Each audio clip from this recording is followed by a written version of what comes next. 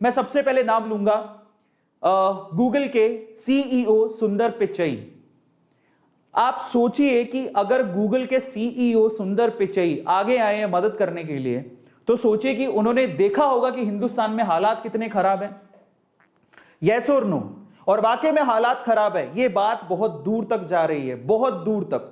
सुंदर पिचई हिंदुस्तान की मदद करने के लिए, इंडिया की मदद करने के लिए आगे आए हैं। उन्होंने क्या लिखा है जरा आप देखिए।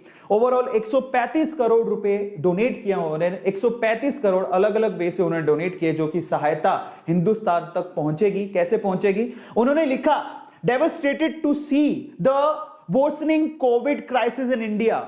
उन्होंने लिखा कि कोविड के जो क्राइसिस इंडिया में हो रहे हैं उनसे मैं पूरी तरह से टूट चुका हूं। और सबसे खास बात, गूगल एंड गूगलर्स। गूगल एंड गूगलर्स का क्या मतलब है? गूगल खुद जिसने 135 करोड़ की मदद की है, और गूगलर्स का मतलब जो एम्प्लॉइज गूगल में काम करते हैं उनको उन्होंने गूगलर्स कहा है। वहां के एम्प्लॉइज ने भी हिंदुस्तान की मदद करने के लिए ऑलमोस्ट 1 करोड़ 35 लाख रुपए इकट्ठा किया है, जो डोनेट हुआ है। मतलब इतना 1 करोड़ 1.5 करोड़ के करीब उन्होंने भी इकट्ठा किया है, एम्प्लॉइज ने भी, वो भी डोनेट हुआ है। और वो कैसे डोनेट हुआ है? गिव इंडिया को दिया जा रहा है और यूनिसेफ को दिया जा रहा है, जो मदद एक्चुअली इंडिया को इनडायरेक्ट वे से पहुंचेगी। और हाईली रिस्क पर उन्होंने कहा है कि हमारी कम्युनिटी हाईली रिस्क पर है, इसलिए हमें भी ध्यान देने की जरूरत है, और इसीलिए उन्होंने मदद की। अब आप ये सोचिए कि देखो, यहां से अच्छे इंसान और फायदा उठाने वाले इंसानों का पता लग जाता है। क्या इन्होंने कोई गलत बात की? नहीं।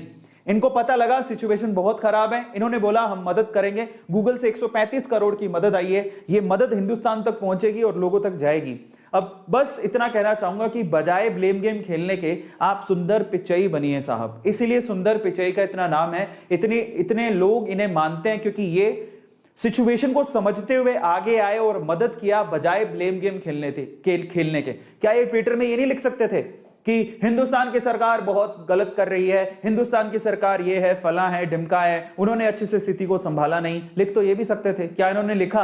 क्योंकि ये जानते हैं कि ये पैंडेमिक है और इसमें बहुत बड़े बड़े देश भी फेल हो गए थे। अगर आप 2020 के आंकड़े उठाओगे तो बड़े बड़े देश जहां पर लोगों ने सोचा नहीं था कि कोरोना जैसी सिचुएशन पैदा हो जाएगी, उनकी हालत खराब हो गई थी।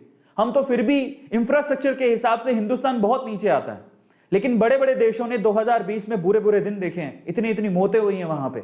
तो आप क्या ब्लेम गेम खेल रहे हो? किसको इल्जाम लगा रहे हो? जरा सोचने की बात है। मुझे कहना तो नहीं चाहिए, लेकिन ये हो गलत रहा है। आज हमें मदद की जरूरत है, आप आगे आइए, और मदद नहीं कर सकते तो प्लीज आप कड़वाहट मत फैलाइए।